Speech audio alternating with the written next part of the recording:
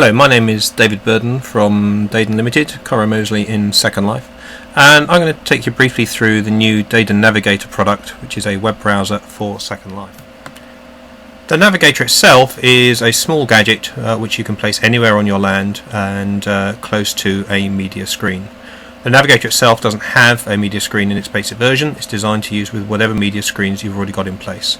So here we've got the Navigator put alongside just a simple screen on our land.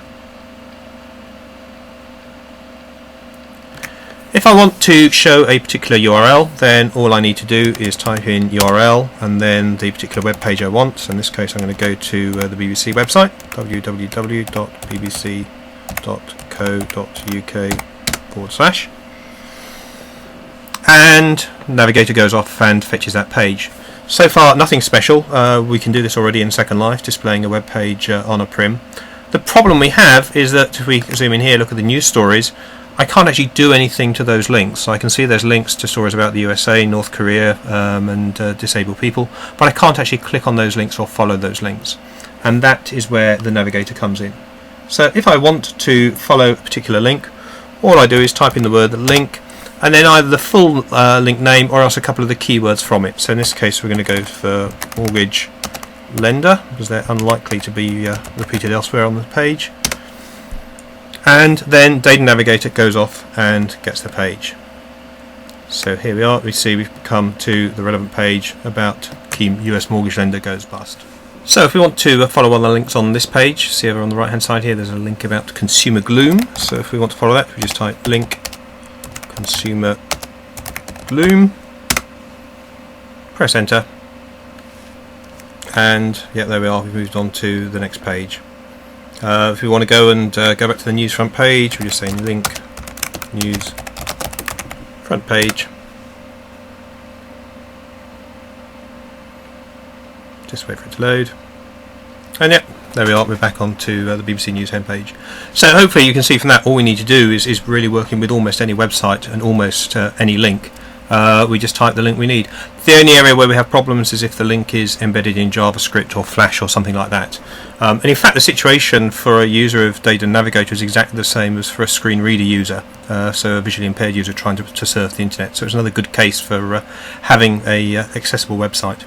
So what else can we do? Well, basically all the functions you'd expect to find on a browser are here. So if we want to go back to our home page, we just type home. Takes us back in this case to Daden Limited. The owner of the device can set the home page to whatever page they want.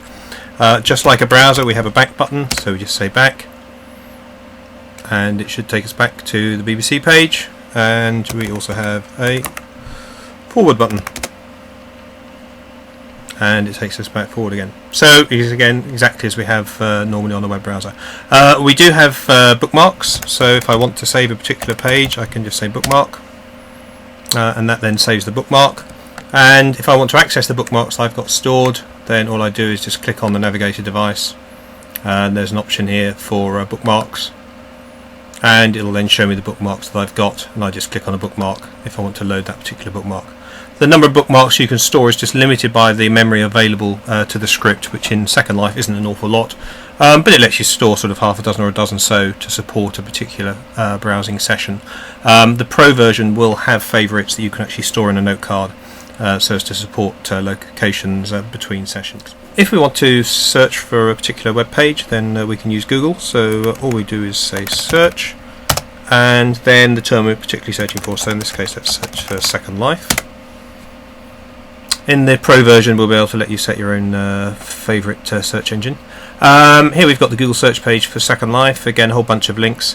Now I want the main Second Life website, but needless to say most of the links include the word Second Life, so what I really want to do is find something that's unique about this particular link, the one to the official website. We notice it's actually the only one that mentions 3D, so in that case all I just do is say link 3D, and here we are at the standard Second Life website.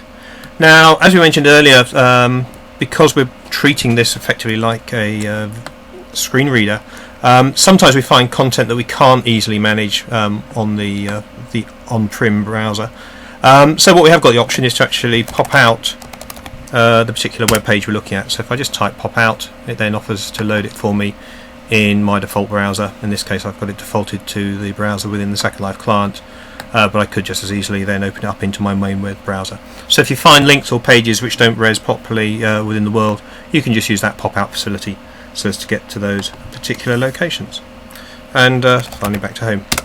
So hopefully that's given you an idea about how Daden Navigator works. Very simple to use. Obviously the big advantage of it over the existing in-world browser is the fact everybody else can see what you're doing, and you can collaboratively browse the web, and that's quite a novel experience, and a brilliant way to sort of manage meetings and bring information into meetings through browsing through websites, as you talk about. Daden Navigator is for sale on Daden Prime, also through all good outlets such as SL Exchange.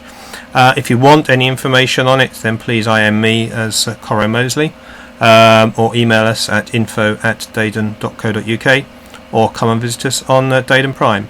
And we have also set up a group within Second Life, a Daden Navigator users group, so please, if you do buy the product, join that so you can be kept informed of upcoming releases, and also just talk to other users. Thank you for listening.